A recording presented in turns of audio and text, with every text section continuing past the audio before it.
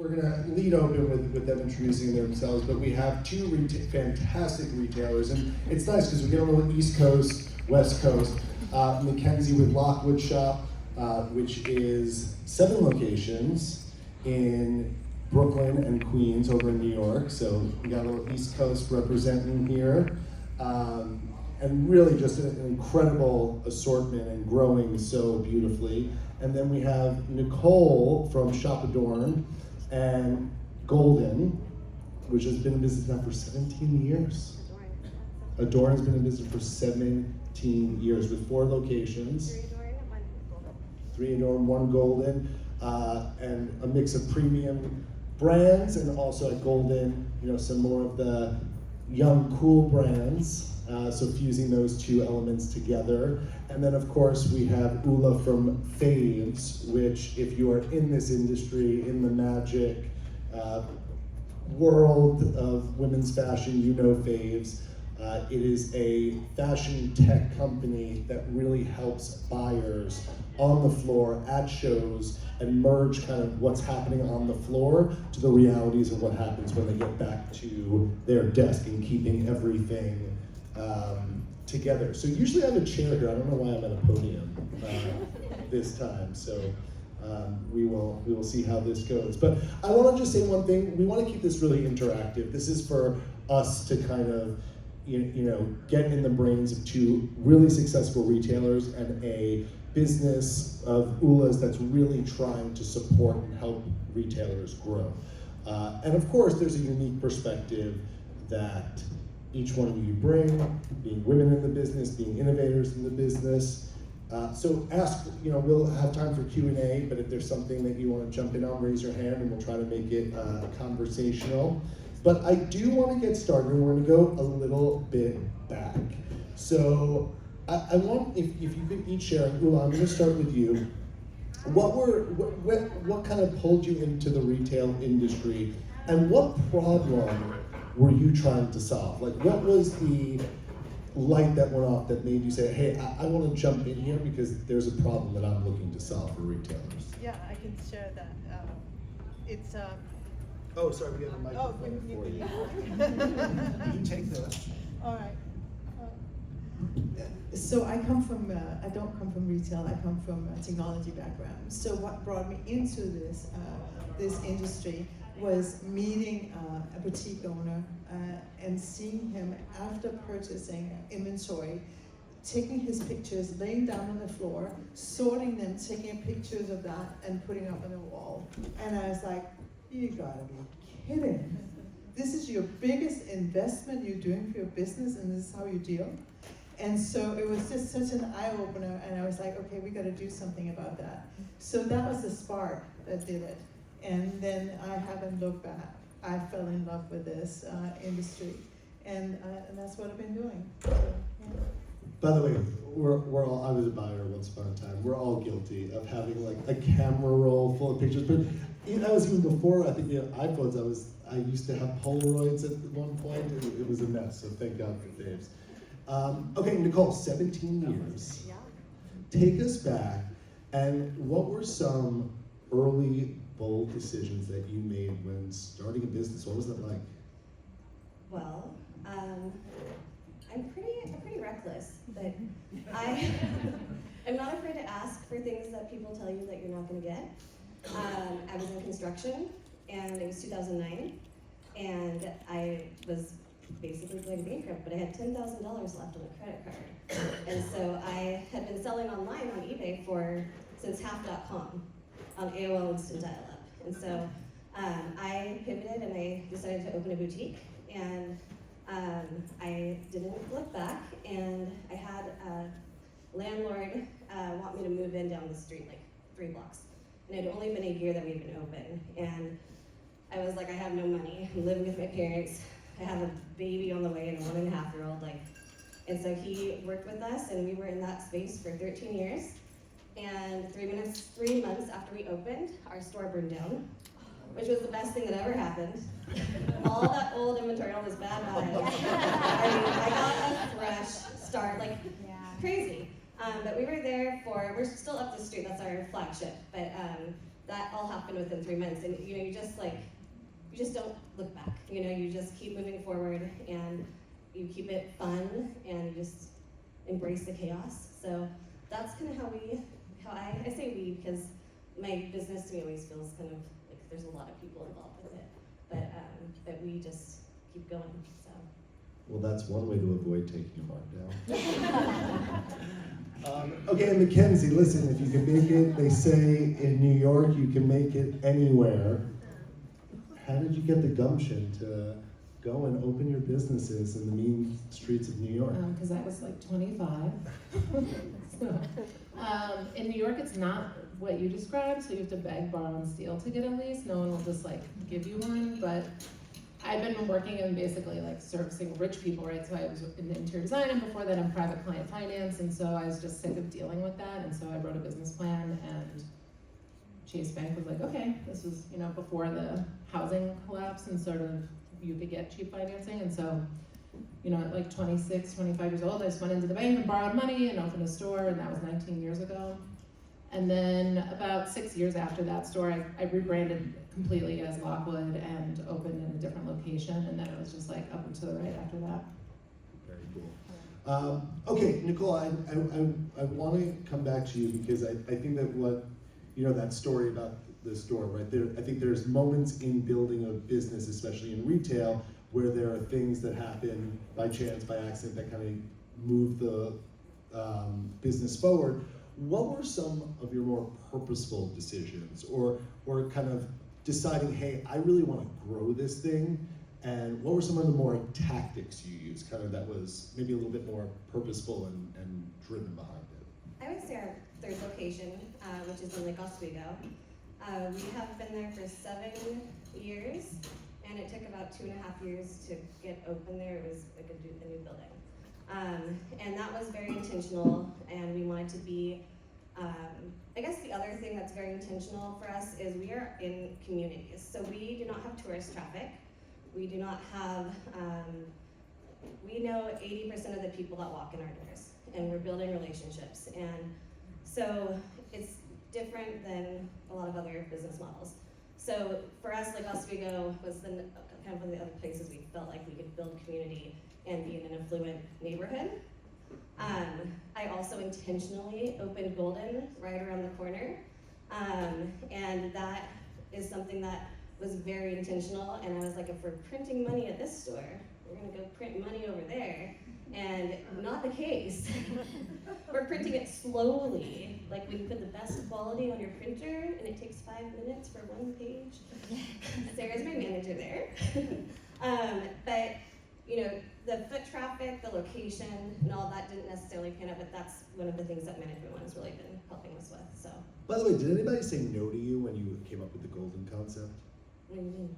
Like, did anybody say, no, you should stick to the name of your, you built a brand? Was there any, or did you just, you had a vision and you kind of plowed through? I think I had a vision and I was bored, and it was like, I get to do all the fun things there. And so it's, how can you make that profitable? And, they tell you to like not try and do too many businesses. So I felt like I was kind of staying in the lines. But no one really questioned me then. I would say people have questioned me since then because it's been, we've been just losing money. And so I really kind of had to fight to keep Golden, I guess, to give it one more year, to give it a chance. So, yeah. But I will say that having the data that we have, that for 17 years I never had an inventory management or plan, it was all in my head. That knowing that would be one more year of not making money helped me make the choice to stay, and helped me ask my landlord to give me free rent and only triple nets for a year, which she said yes to. Yeah, so I could tell people about that because that was such a pivotal moment in your business. So what did that, like, knowing how to make that decision and really just going after it to for the health of your business? So we started with Management One in April last year, and Adorn probably would not have made it. Like, it was bad. And we are in such a great place right now. And actually Fiona is our account manager. She put all the numbers in for us. We looked at the sales, the overhead, the profit, all of that. And with Adoring, she was like, this is gonna be hard, but you're gonna make it and it's gonna be great. With Golden, it was really like, I don't know. And so she actually met with our landlord with us and mapped out different scenarios of where rent would need to be and our inventory sales. We realized we had to do way more apparel and focus. We did such a good job with gifts that we had not been focusing on getting the buys in that we needed for clothing and those higher price points. So she was able to show us, like, if you do these things, then this will work, and you're gonna lose money here. But if you can somehow get your rent not at 26% of your sales, but down at 10, you can quit bleeding for a minute. And so having the knowledge and being able to confidently say, like, this is possible with this, I was able to talk to my landlord, and everyone thought it was crazy. And she said yes. So yeah. Yeah, we got smarter, braver. And she said, take the $80,000 in back rent, and we'll talk about that later. No interest. So, anyways, that's my little miracle from Still Fresh, just happened a couple weeks ago.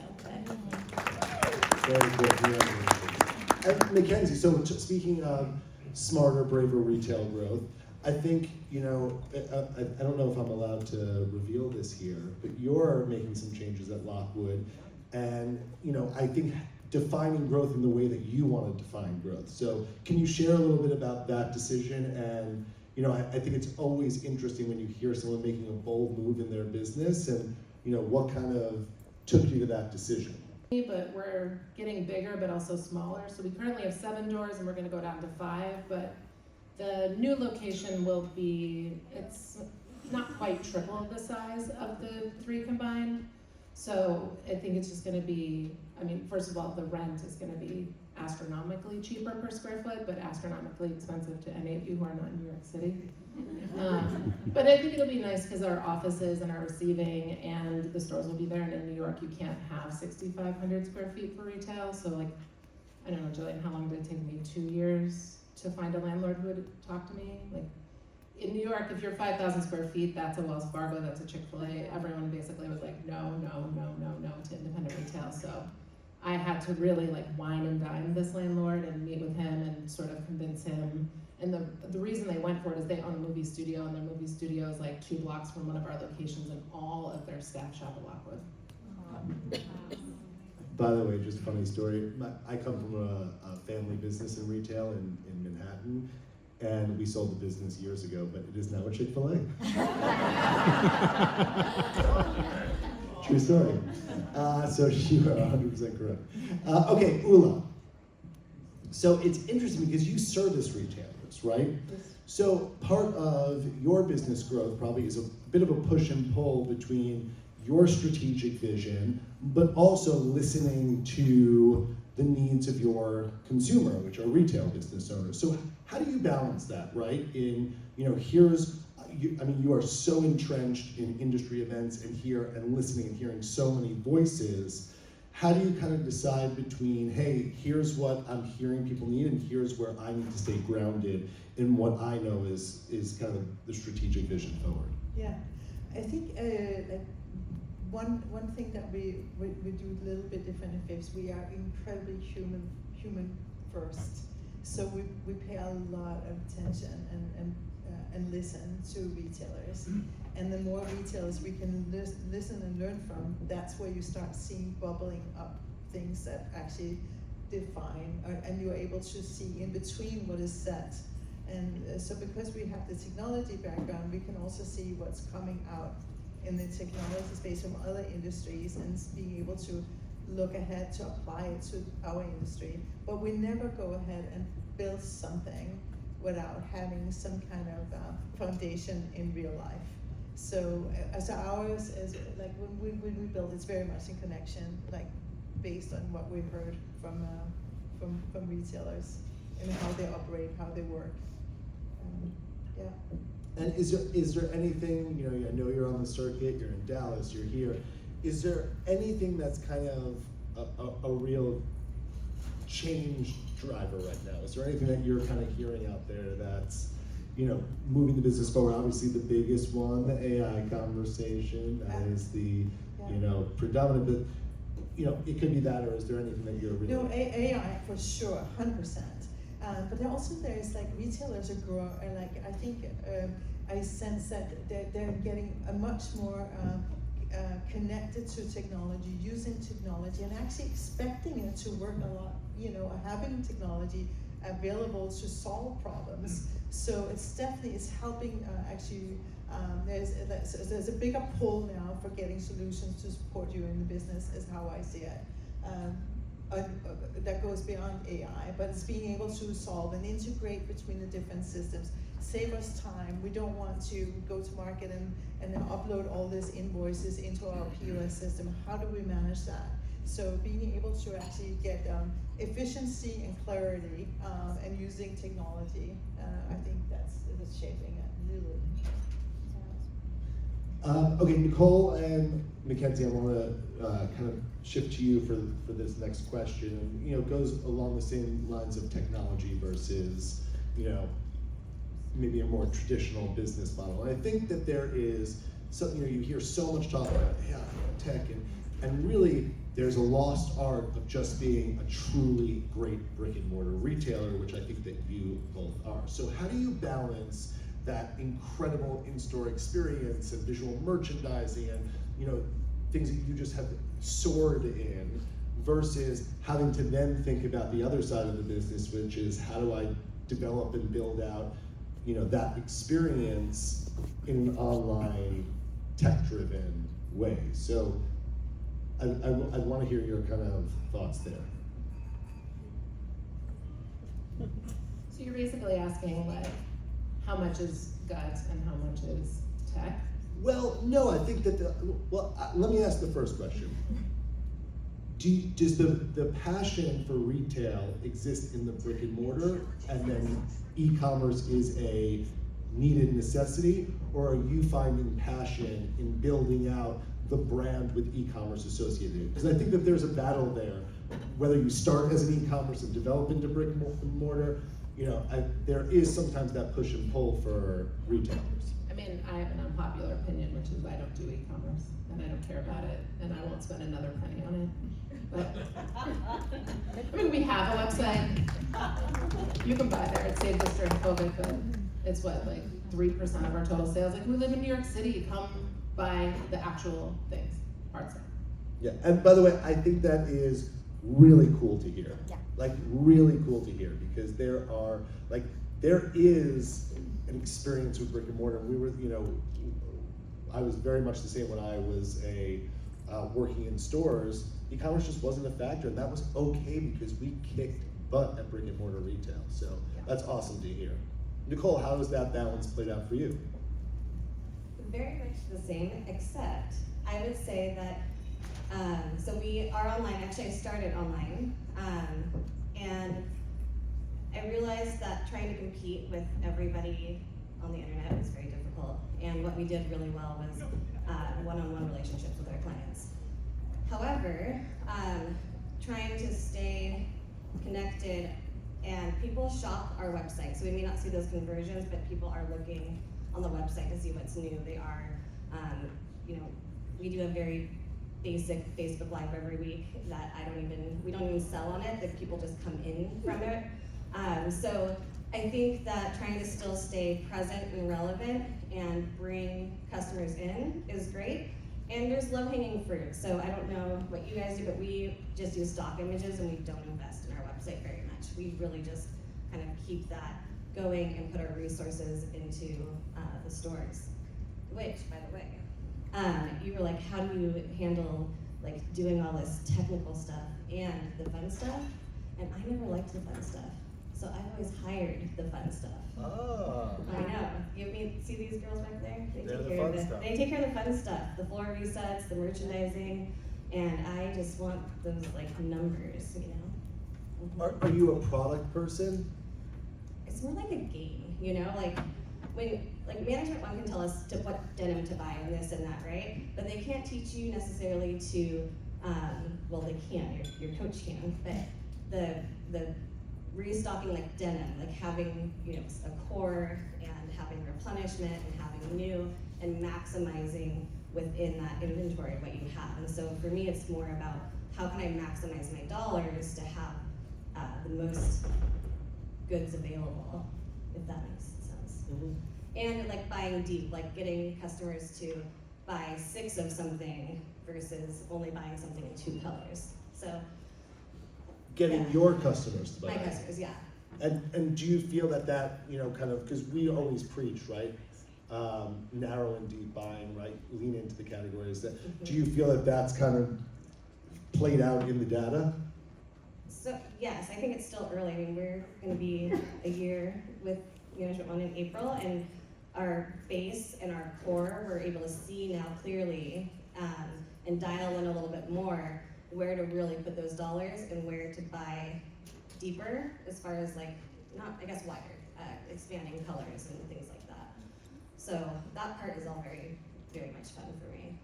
Yeah. Yeah, and so Mackenzie, I'm going to ask you to loop back there. Like, what's the dance for you, you know, between letting data drive your decisions and being a great merchant and really just coming here and feeling product and connecting to it? Like, are you more of a numbers person and you're coming in with a kind of spreadsheet mindset, or are you coming in with that just love of? Well, I think we use both, right? Like, you have to know your numbers and it has to be data driven, because I think there's oftentimes we might assume something and then we're wrong. So we're often like looking up in the booth, looking at a report by vendor.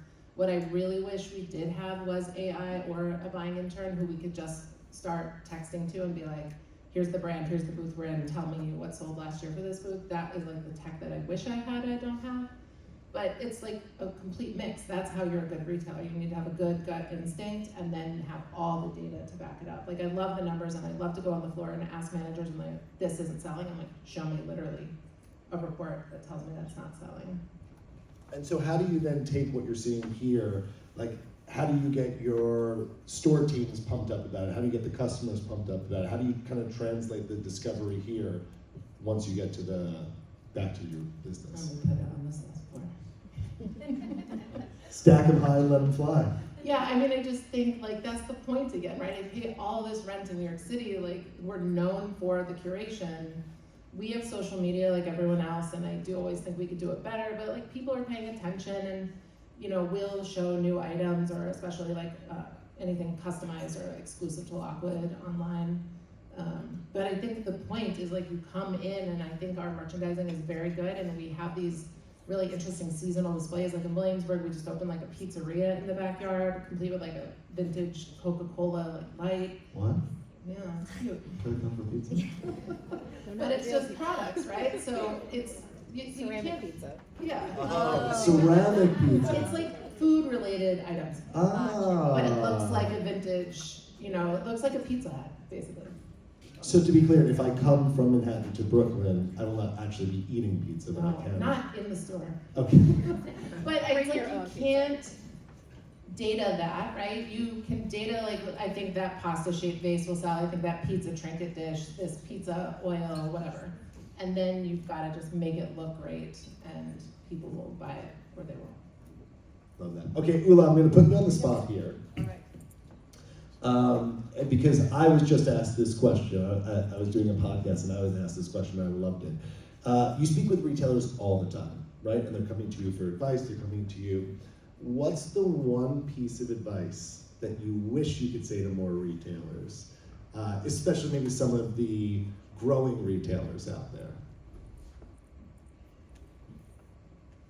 One thing I would, I had to think, but like, what if there's just one thing? I think it's like have the data and let your creativity and your gut also guide you, but allow the data to give you the clarity. I think that's so important. So when you are going, that you're able to having clarity kind of gives you confidence, right? So when you are at market, if you know what you have already purchased, if you know that you have plenty of yellows for spring, and then you're not gonna go and spend your time on that. You can go ahead and use your gut to something else. But I like having the clarity allows you to be more creative and have confidence in making choices. I think that's the thing. I think so many retailers I talk with are, you know, it's a pretty scary thing to go to a market and making those like huge investment decisions and not knowing exactly like are we making the right ones or not. You never know before it sells through, but you can definitely prevent a lot of like dumb mistakes by having a visual or clarity in like what you already have. It's kind of like the Steve Jobs, how he wore the same outfit every day, because it left him with more room to be creative in other places, right? Yeah. Right, and so the idea of getting buttoned up and knowing your stuff actually gives you that creative freedom. Exactly, it gives you freedom because if you have a plan, you can deviate from that. But if you go in willy-nilly, like where does it end? Where does this where does it start? And where does it end? But if you have a plan and you know what you have, you can navigate around that. Yeah. Also, just a personal story. My biggest flaw when I was in business on the floor side was I would always be on the hunt for the perfect black T-shirt. It was my quest, what's the best black T-shirt, and I would find it in market, right? And then I would come back and I'd be working in the store, and my fall shipments would start arriving. I'd be like, I bought 13 perfect black T-shirts. One with a V-neck, one with a slightly higher V-neck, one with a drop shoulder, one with a not drop shoulder. And then I remember because here's where I would notice it when I would do sweeps of the floor and see how people said it. And there would be a size run of 3 completely different black shirts intertwined with each other. I'm like, I messed up again. But that's all, not only is that wasted energy, but it actually hurt my business. Exactly, you're not able to actually sell it, so you end up actually getting rid of it a little sooner than maybe you should have had if you had maybe not t-shirts from 18 different vendors, but 3 or 4, yeah. Okay, I have something crazy to say, and then we're gonna ask one more question, then we'll kind of get to a lightning round and open up to you guys. It's the first time for me in a while, and I think, by the way, is everyone getting a vibe here at the Magic Show, this show? It's a different energy, right? I feel and Mark and I were just at the PGA show, the PGA retail show in Orlando. If you want to see a retail industry that is booming, holy moly, that was incredible. They had pickleball courts on the trade show floor. That was pretty well. But I think that there's a different energy right now in the industry, and really it's the first time in a while, right? I feel like we had the election, and it was the tariffs, and it was war, or whatever it was. And I feel like this is war is very important. Girl Tribe's never gonna let me lose it. But I feel like this is the first time where it's we could just maybe do business for a little. For a brief moment, the horizon seems a little bit clear. So I have 2 questions on that. You can kind of take it where you want to take it. Nicole and Mackenzie, we'll start with you. What are you really optimistic about right now? And what kind of have you seen in this moment? How is the consumer behaving right now? What are you finding? Is there anything different about them? Just how I am here and seeing a different energy, are you feeling that amongst your customers and consumers? I would say, everyone has a lot of opinions about consumers right now, and they're watching their money and they're spending more carefully. But what I really am recognizing is the importance of newness and freshness, and having that quick turn, and constantly having new things coming in the door. And it has been night and day. working off, we this year have sold the same amount that we did last year with half of the inventory. And it was a lot. It was a lot of going into those categories and making changes and things like that and working with our vendors. But having that just constant replenishment, constant newness, constant new product, people want new things. And if they come into your store, it's because they want to buy something. They're not coming in to, I feel like our people do come in just to say hi, but they want to buy something. And so making sure that you have, I break the rule of like, you can't have something for everybody, and we do. We have 16, 30, and 50-year-olds all shopping together in our stores, but keeping that newness and freshness is really important. Well, Mackenzie, I'll kind of turn to you. I know that was a long-winded question. I know, it's like, what's the question? There was a lot of questions, a lot packed in there. Very no, but I think that there does seem to be an optimistic tone to the retail market right now, right? And there's some other world events that are, but it seems that the retail-driven part of the industry has really kind of has like again that kind of horizon in front of it right now. Are you seeing that translated in your customer? Is there anything that you're kind of excited about moving forward in terms of what's ahead in retail? I mean, I'm just excited about what we're doing internally at Lockwood because I think we are firing on all cylinders. Like, I don't know that New York feels that way always. I think there is a lot of smaller folks who are struggling in our city, and that is challenging to watch, but I feel like we are giving it our all, and I'm super excited about this new location, and I think it's gonna look amazing. And I think it is challenging because, you know, we're in a very progressive community, and, you know, we're very political, and so it's very challenging to have what's going on in the world with me being like, oh my God, we're tripling in size, we're gonna be amazing, come buy little tchotchkes. Like, that is hard for me to thread, so you know, I come to the show and it's packed and the vibes are very good, but I can't say that that's like how I feel in my personal life all the time in New York. It's very different, but I think Lockwood is crushing it, and I'm excited about what we're doing, and you know, I'm manifesting like what the opening party is gonna look like for the new store. That's mostly what I spend all my mental energy on right now, is trying to figure out like which drag queen we should hire to like surprise the staff, and I have this whole thing that I wanna do, so that's where I'm at. I'm not available that night. I'm so sorry. Hey, Ula, Yes. what are you looking forward to for the rest of 2026? Is there anything that you're seeing out there? I mean, you talked a little bit about AI, but anything that's really getting you excited right now? Yes, it's close to home. Close to home here. So what we're going to be doing in this year, 26, is we're going to make a closer integration with management, retail orbit. So that's what we. I lobbed you that softball, but that was not intentional. I did not even.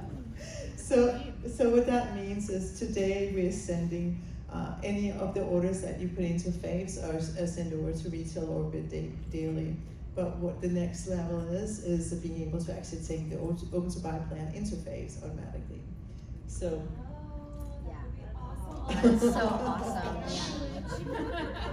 So yes, That's very exciting. And listen, that is you know, very exciting. I think that this kind of speaks to, you know, I think it can get overwhelming, and we kind of went through this as a company. You know, all these right now there's like all these kind of task management systems. Have you seen? There's the Monday, there's the ClickGov, there's the and all of a sudden, you know, you kind of turn around, and by the end of a quarter, you're like, we have 7 different task management systems. Someone's on a Google Calendar, someone's on this one, someone's on that one. And so internally, we really like decide, hey, what's important to us? What do we want to use? What speaks to each other?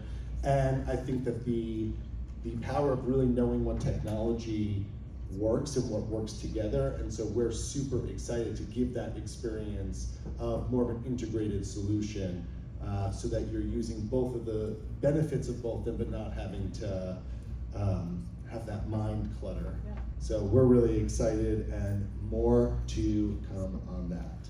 We are super excited. Again, back to like what a retailer is asking for. It's like something, make it go faster, save me time. So right now you are manually importing your open to buy plan into Faves, right? And it's driving you nuts. So, no, I spent a couple hours doing the rest of the year on Yeah. Sunday afternoon. Yeah. This is like a game changer. good. Love that. Get your Sundays back. That should be it. Yeah. Okay, we're gonna open it up to some questions. I see Mark is. Yeah, I have one specific question about vendor relationships. We did a benchmarking survey for the NSRA that I delivered last spring, and one of the questions wasn't just data, it was about how do you feel your vendor relationships are this year versus last year, and 30% of the respondents said it's worse, and then it just kind of erupted. There were like 120 people there all wanting to scream about their relationship with their vendors. And they feel like because of New Order and Jure, it's kind of, technology has taken away the relationship they had with their reps. And I kind of want to talk to both retailers about how do you nurture, work with your vendors in this world of technology because leverage there is important too, because they can help make you money. So I just kind of wanted you to talk a little bit about what your vendor relationships are like today and how you nurture that effort. I can answer this. I really feel like our reps stand in the way sometimes. And they, I think, are under a lot of pressure right now from the manufacturer, who they work for. And so they are pushing, trying to sell, trying to get all of these things going. And when you are asking for things from them, I don't feel like they're going to bat for you the way that they used to. And some of our reps that we've started working with that are with some new lines now, I'm like, oh, it's so refreshing to be working with this guy from 17 years ago. And they sent us items that were not supposed to ship for a while, and it was like 2 seconds and he gave me net 60 and credited our credit card back. Like, was able to just go to bat for us with the brand directly. And so in a lot of our negotiations that we had to do to get a lot of orders canceled because we had things on order from November and April, what I found was that I had to go directly to the manufacturer, and I had to go to the brand and say, hey, like, you release these goods to somebody else and I will keep my on order with you for, you know, the next 3 months and we can continue a relationship, or you lose me forever and we might go bankrupt. But in, you know, 17 years, I've been consistent. And so I feel like the reps are not, either they don't feel comfortable, they don't feel empowered, or they don't want to lose the commission. But I've been finding that it's actually been really hard to, and these are reps that we worked through COVID for, like, you know, the last 9 or 10 years. Like, some of them I feel like really don't have our backs anymore, and you have to advocate for yourself. Well, by vendor, do you mean the manufacturers? Yes. Yeah, I feel like we have an excellent relationship with our vendors, and I'm surprised to hear that people had unfavorable views. I agree with you that sales reps, that's a dying trade, and we're gonna have to all figure out as an industry how to phase that out or what to do, but I feel like with vendors, as long as you're in constant communication with them, like, that's my favorite part of trade shows. You know, every room we've been in the past 3 days, it's like, they light up, we recognize them, how are you, how are your kids, what's going on? Like, we get to know them personally, and we try and do a lot of custom, and so we're always working with our vendors. What can you make for us? What would be the lead time? How can we work together more? And I think that's about just relationship building, and maybe those folks who are struggling don't feel they need to put in the time to build the relationship. Yeah, I agree, and I feel like they weren't, and I think that they were using technology as an excuse rather than, because, you know, my comment back to them was, it's your business, it's your store, you've got it, to your point, you have to advocate for yourself and work to build a relationship, and you might find that that actually can exist. But I also think that when we talk about, do you go beyond the rep vendor, do you go above, do you go beyond the rep, do you go to the, so who is the person that you find the best person to build a relationship with? The owner of the business. Right, like, don't you think that's mostly who we try and contact? Like, someone who's like at a vice president level, at a creative director level, like, if you're buying a volume of product, like, you have to go directly to who is at the heart of that business. Or maybe they have internal sales folks and we'll develop a relationship with them. But it just, you should network with the people who can make the decisions. Well, and what I like there, because this is what I heard, right? That, you know, you want to keep those good personal relationships, and when they're not delivering you what you need, you got to stand in your own self. I think there are so many retailers that are so scared to stand up to a vendor, right? Can I say, so I think one of the things that I am really aware of right now is that your relationship with your reps is really important, because a lot of times they are the wall between you and a new line that you might want. And you know, they move around. And so maintaining those relationships is really important.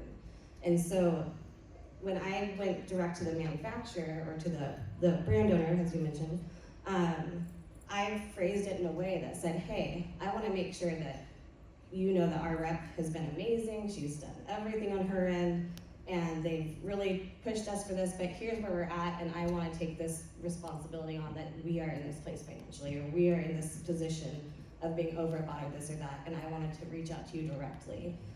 And so, you know, it kind of helped save our relationship with our rep, but also the owner of the company, the vendor, they had a very positive, like you said, the communication, they just wanted to be communicated with. But just finding that contact and going straight there, that you have to be careful, because, you know, again, you're, the rep that wasn't great here might be the rep of this brand that you really want to bring in. And so for us, it's distribution is very tight. So we have to really fight to keep our brands locked in. So Has your brand mix expanded, or, you know, you said you're doing more sales with less inventory. What about your vendor structure? we're getting rid of a lot of the fluff, and really expanding with the brands that are moving, and we're really in the categories that we need and the price points that we need. So I would say that we're kind of just building on the brands that are turning for us, trying to make sure that we have enough inventory of, like, I know Clairview, for example, we started just handbags with them. And so, you know, growing that business now that it has a following, but then also letting go of some of the brands that don't turn as quickly. I'm curious, Mackenzie, is there any brand that, like, you've really built up in your business? Like, you know, I remember when Free People was on its, like, meteoric rise. I was kind of in retail when that was happening, right? And we built up, like, a whole, you know, business within a business with them. Is there anyone in your world that does it, or is there much more of a rotating cast of characters? No, we have a rotating cast of characters, and, like, Jillian's whispering Jellycat under her breath, but, you know, we're, like, primarily in gift with clothing on the side, so we're very different. We definitely have, like, key brands, but they change all the time. Like, you have to go with the whims of what's going on, but we're not brand driven at Lockwood in the way that it sounds like you have folks that come in and buy specific brands. We have our house line is about, was it 68% of our business is our house line. And so private label. Wow. Yeah. So 68%. 68%. What was the margin, Nina? Do you remember? 70? It was crazy.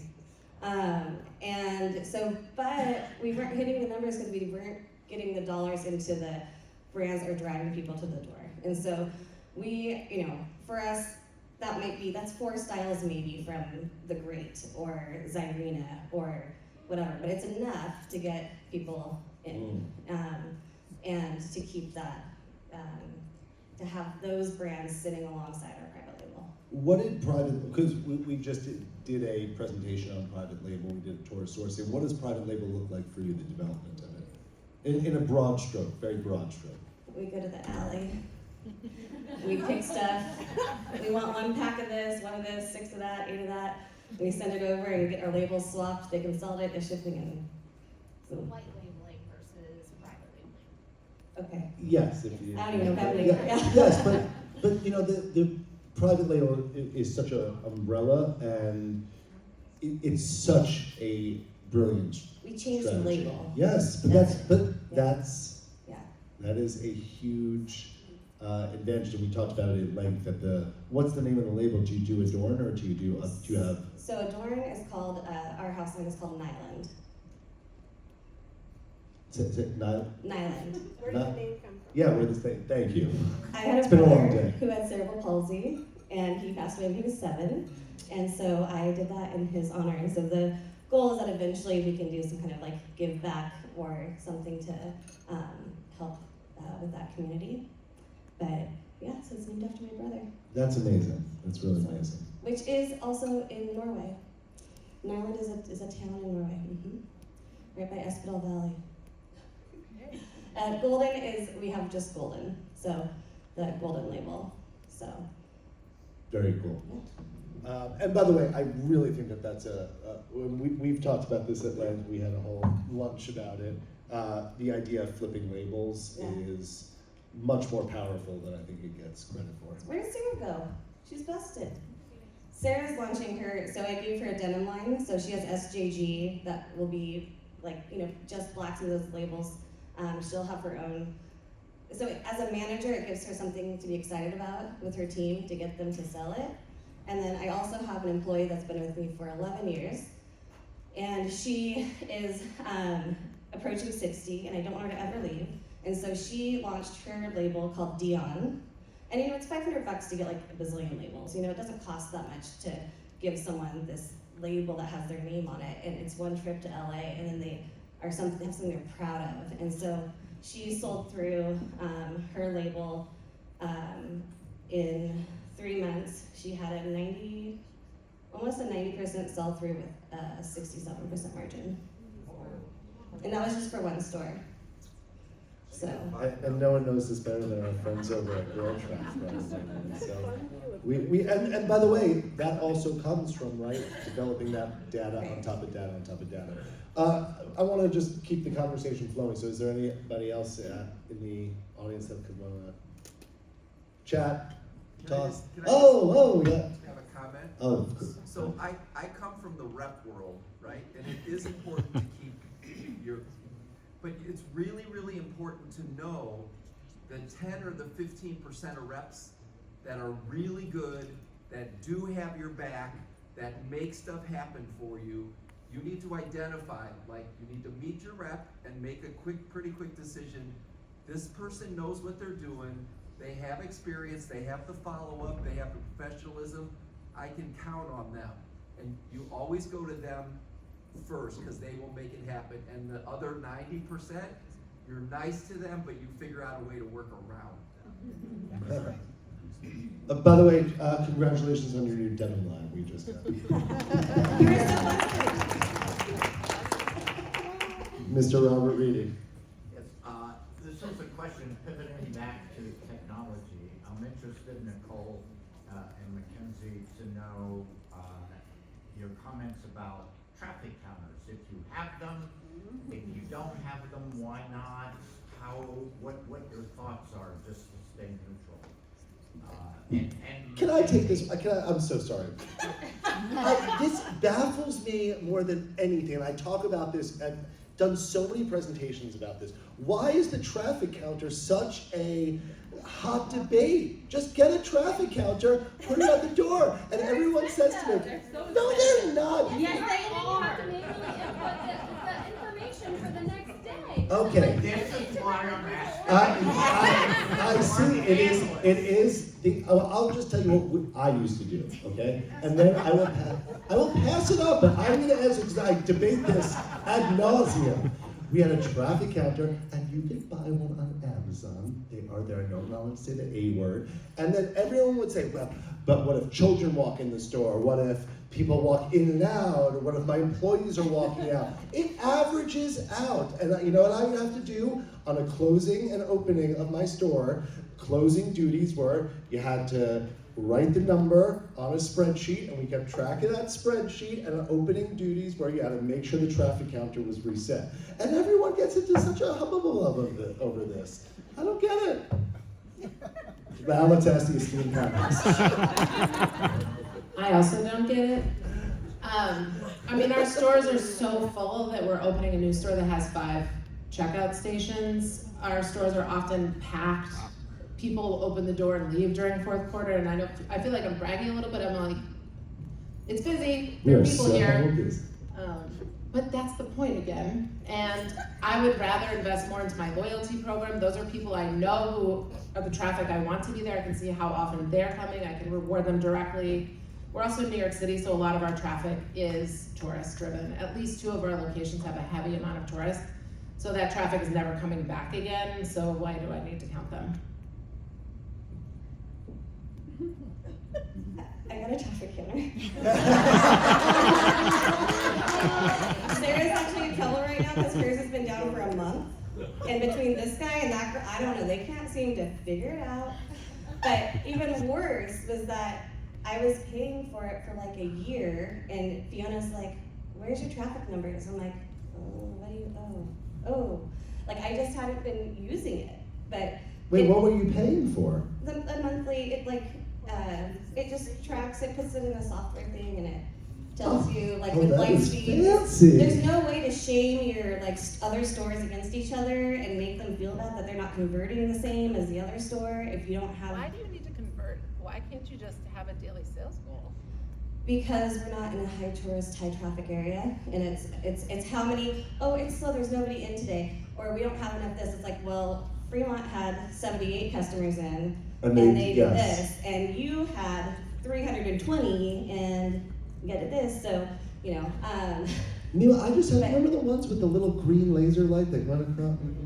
Tony knows what I'm talking about. I don't adjust anything. I just let the numbers run themselves. Dogs, kids, farmers markets, whatever. But what it gives us is a general direction of something to like encourage the store managers weekly on is like, hey, your traffic count was down last week, but look at you. You guys pulled it in, like good job.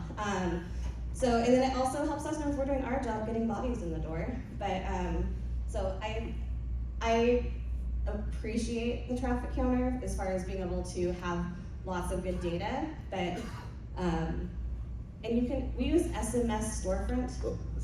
Oh. No, that was me. No, it was me. I don't say the A word. No, I belched into the microphone. If you just talk about it, everyone in this room is now going to have lots of ads for traffic counters showing up on their Instagram and Facebook. So, there's a lot of them out there. Yeah. We got some agreements in the crowd. See, one interesting thing, this traffic counter thing really is a hot debate. But you know, can I make ask a follow-up to that with, your store is very visually merchandise driven. So a lot of the conversion exists in not maybe the hard selling, right? Like, you know, there's with an apparel store, there's wardrobing, there's that one-on-one. A lot of your conversion, do you find that comes from the ability to visually tell that story? Yeah, 100%. But I think that like we talk about Lockwood as having like sort of a magic to it or being inspired by, like you don't have to come in and buy something, it's just like a feel-good place.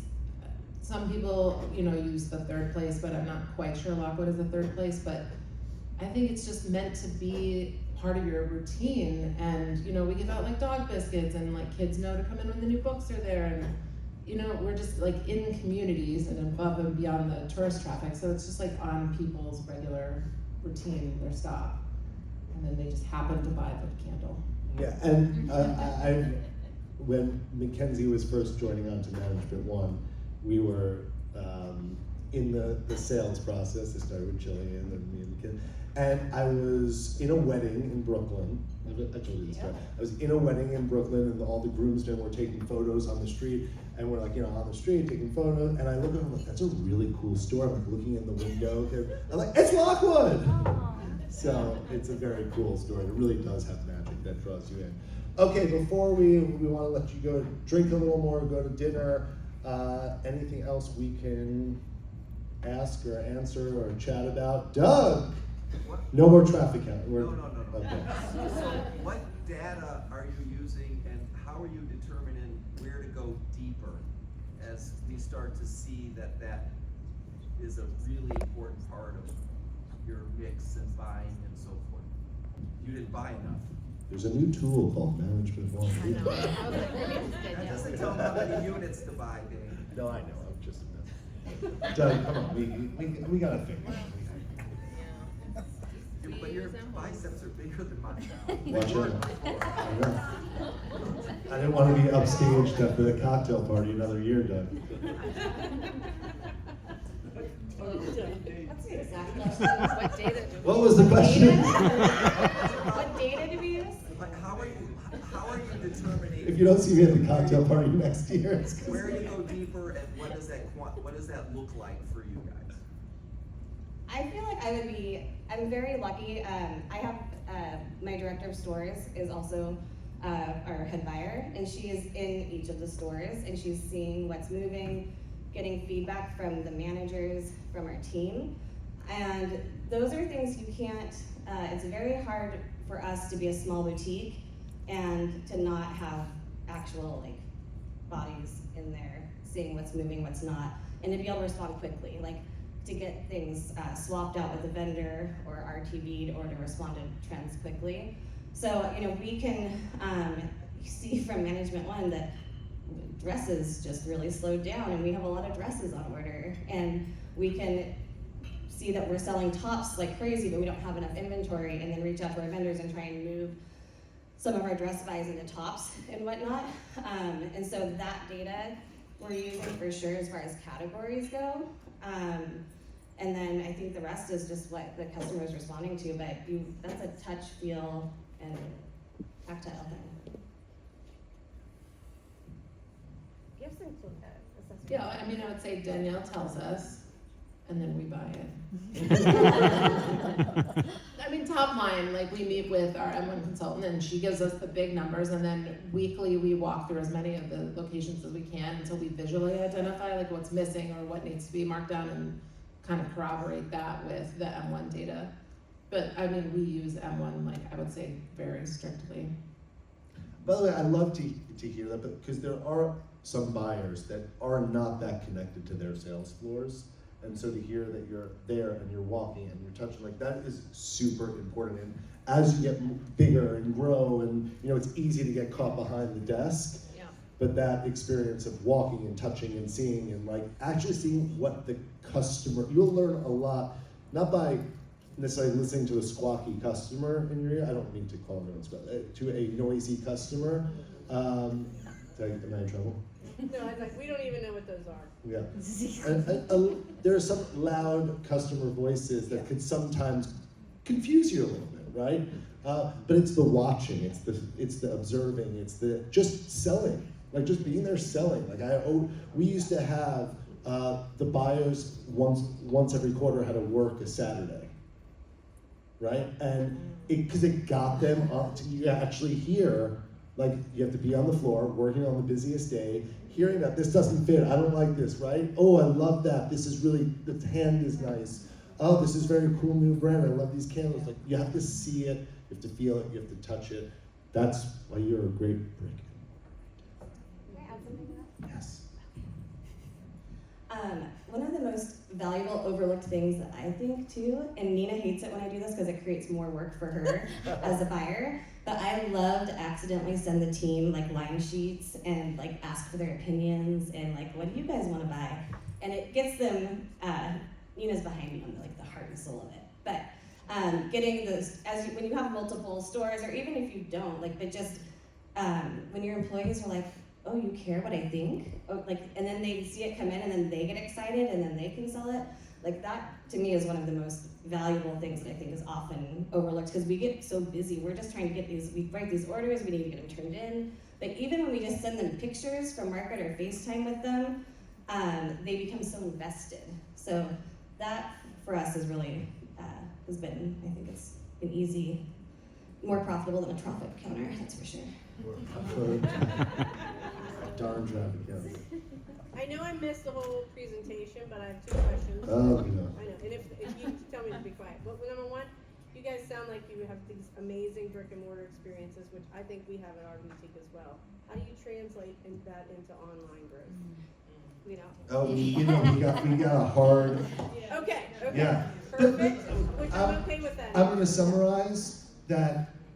I think both Nicole and Mackenzie really know their strengths, play to their strengths, and said, you know, we have great businesses that we focus on.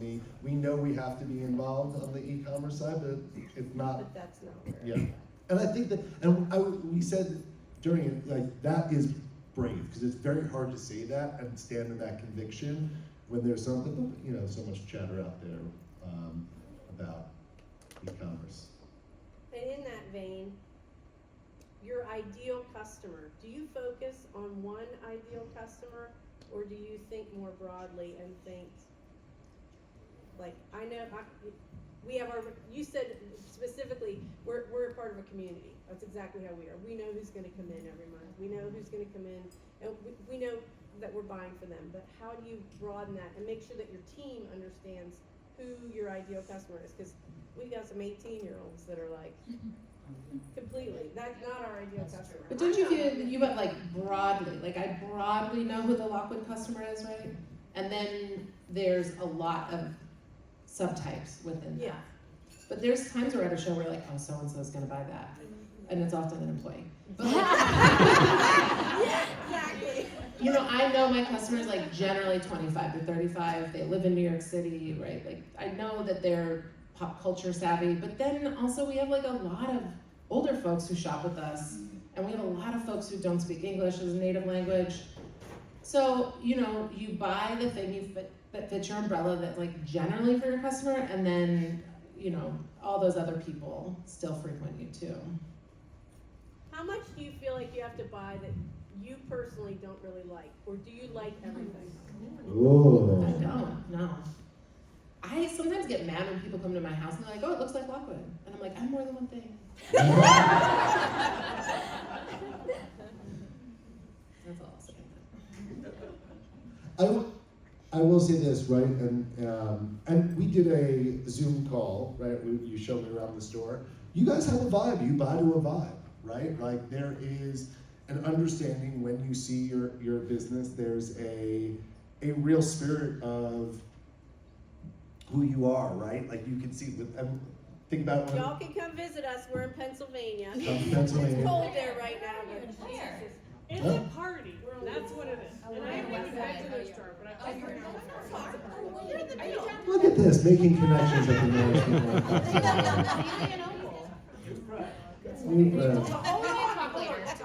But yeah, She's talking to our customer. Is it Aunt, which Aunt? Aunt Patty. Aunt Patty. oh my God, I'm Aunt Patty, she's one of our customers. I have an We Aunt got- Kathy. we know your Aunt Patty and Patty. Aunt Kathy. Aunt Patty and Kathy, we got the whole family here. We got the husband and the aunts. Yeah, we're downtown. Yeah. For which? In New York. I have looking on your site, your website, and you have a lot of really fun, great things in your store. When you bring something in, how long do you expect it to take to move out? Well, I would say, wouldn't you say we start looking at things at like 6 weeks? So it needs to have performed well within 6 weeks.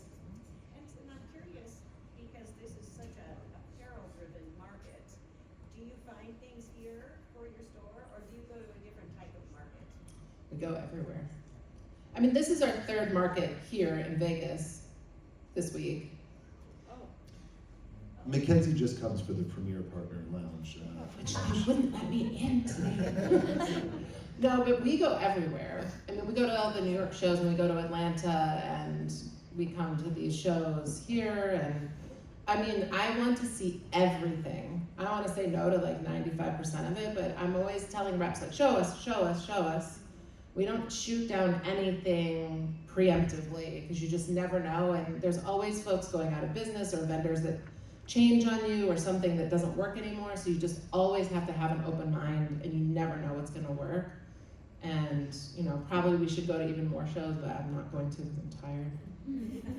And you're a type of retailer. I mean, you can't have things that get too dusty, because there's such a fun and spirited element to your merchandising that if you walked in there, right, then the front. But also you need like the classics, right? Like Boy Smells candles are a big part of our business right now, and so you have to keep those in stock. Like there are the tried and trues, and you have to balance the fresh and the new. What are some of your boy smells? What? That sounds awesome. No, it's actually a great. But Well, like our #1 bestseller for what, 3 or 4 years in a row is a Greek coffee cup, but it's ceramic. Like it looks like a bodega cup. Ooh. Oh, yeah. Yeah, that's And that's our #1 by dollars every year. I really- So Can I come to the opening party? Yes. I'm invited. come to the friends and family. I have a question. I have a question for the faves. Oh, yes. Ula. Yes. So I want to say, I've been working with Management One for about a year and a half. I love them. They are. My coach is great. I can't say enough. It's worth every penny. But when I signed up, I started using Stalking. And so I pay for that. I'm one location. I'm small. And I rebranded and moved to a new location. I'm in Pittsburgh, but I moved about 30 minutes north, and so I'm kind of like almost new again, you know, as my coach reminds me. Even though I've been in business like almost 10 years, it's kind of like a whole new start. So my question for you is, well, let me tell you guys the story because this is a good one. 3-4 days ago, my manager brings me, hey, we need to use this app for market. She researched it. I think ChatGPT told her it was the best. It did.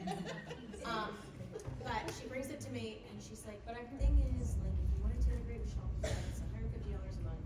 I know that's not a lot to some of you, but like for me, like my expenses have been piling up. I'm trying not to. I was like, oh, Erin, I don't know. I can't like do another expense right now. I can't do it. And then this lovely lady next to me explains how amazing it is and how I may not need Stocky anymore. This might be a larger conversation. Yeah, get rid of stock. This might be a larger Do it. conversation for my M1. Yeah, exactly. Like, I want to sign up tonight for it after talking to her.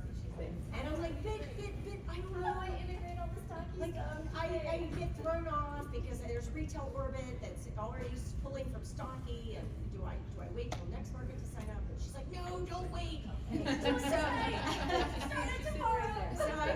I guess I don't know. I guess my question is, like, can I start using it and maybe? There is actually a very technical answer to this, which is. It's probably a long item. Well, it's long and it's boring, but the short of it is Stocky is decommissioning, so it is phasing out. We highly recommend phase. There is a process if you want to move your orders out of Stocky and into phase. We have some options, so let's talk about that. Let's get your coach. Let's get everyone involved. Yeah, but anyway, But yes. kudos to you. I feel bad that at first I shot her down. But only because I'm like, oh no, I'm so excited about what you're saying, but it sounds like just another expense. And I didn't really even fully understand it because I haven't had the time lately. I've been running around like a chicken with my head cut off, and she's like, no, research this, I love it. And I was like, I don't know. So anyway. I'm happy to talk with you also, because people use faves and instead of Stocky also. Some people use faves and Stocky, but do you use Stocky as well? I don't. Only faves. Only faves. And I'm not paid. I'm telling you, this app, like, it has changed my business 1,000%. I'm in control. I know what I need. I come to market. I don't overbuy. Well, I may do it one time. I know I'm overbuying. I know I'm overbuying now in certain categories, but it's amazing. And she's amazing. If you don't, if you have a question, Ooh, it's the customer service. Wait, I there's so many- literally emailed the other day about something, and she's like, right back. I was like, oh, okay. And then right in the app, there's you message with her like constantly. So It's Ula. It's Ula, and it's her business. And and she comes to all the events, and she's always there, and you can talk to her in person, which I've done multiple times. And for real, it's you can't run your business successfully without. Thanks for telling me. Yeah, I'm super, I can't be more excited because Stocky has been like a thorn in my side a little bit lately. I mean, I pay my son who can't find a job elsewhere. So. I pay my 23-year-old son to enter everything into Stocky. You know what, he could be the traffic counter, there's having with the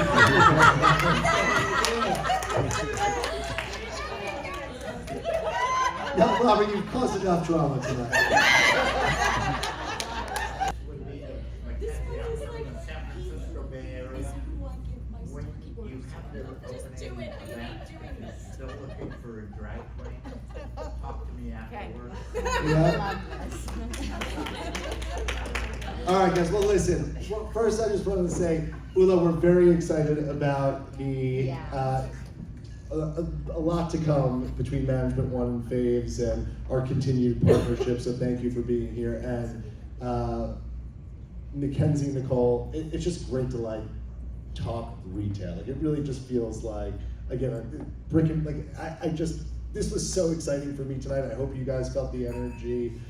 It's just great to talk shop and to be supporters of each other and have different, I love this East Coast, West Coast, Copenhagen. We got Pennsylvania over here. You almost forgot. I know. I was gonna say Philly, but then I don't know. See, I told you. But I think there's just such a great spirit right now. And I do know that, there are tough things going on, but it's nice to be with friends and extended retail family that we can, help each other and grow. And so, Mark, we're so excited that the Management One spirit is back and the retail spirit is back. And we really thank you for being here on so many great places. So thank you guys. I think you have 6 more minutes to drink.